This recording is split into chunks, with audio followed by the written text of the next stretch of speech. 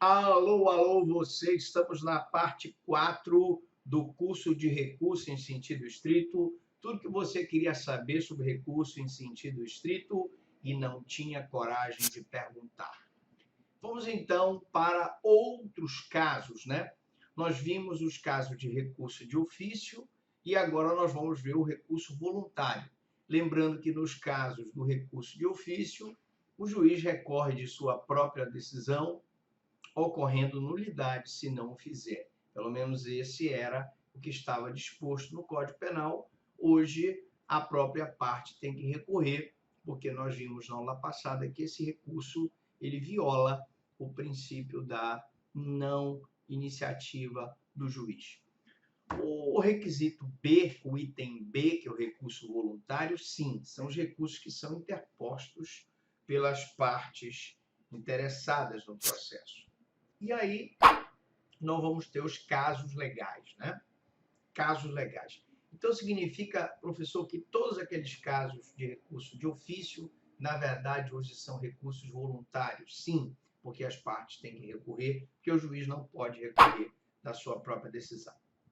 Casos legais. Caberá recurso em sentido estrito da decisão, despacho ou sentença. Normalmente, decisões ou sentenças não terminativas, e despachos que não sejam de mero expediente. Primeiro, inciso 1, que não receber a denúncia ou a queixa. Muitos juízes deixam de receber a denúncia e a queixa por circunstâncias mínimas. Por exemplo, a falta da hora, do local exato do crime, da data correta da denúncia. Portanto, são situações de não recebimento da denúncia ou da queixa, que cabe recurso em sentido estrito.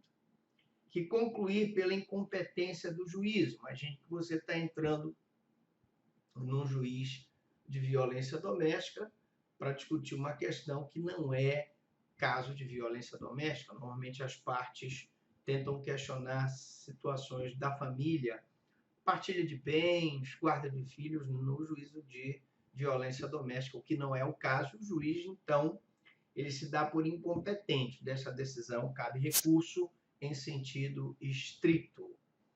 Inciso 3, que julgar procedentes exceções salvo a de suspeição. Se você arguir a suspeição do juiz, ele mesmo não vai decidir essa arguição, porque ele é suspeito no processo. Mas se eu entro com uma exceção de litispendência ou coisa julgada, e cabe dessa decisão um recurso em sentido estrito, se ele, por exemplo, considerar litispendente ou coisa julgada.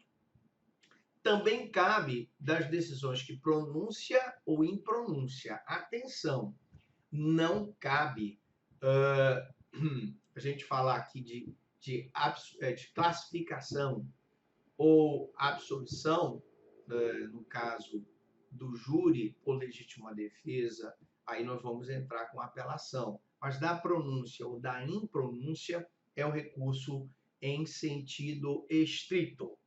Que conceder, negar, arbitrar, cassar ou julgar inidônea fiança. O que é a fiança? Uma garantia que o acusado paga para poder responder o processo em liberdade, ou indeferir requerimento de prisão preventiva ou revogá-la, concedendo liberdade provisória ou relaxar a prisão em flagrante.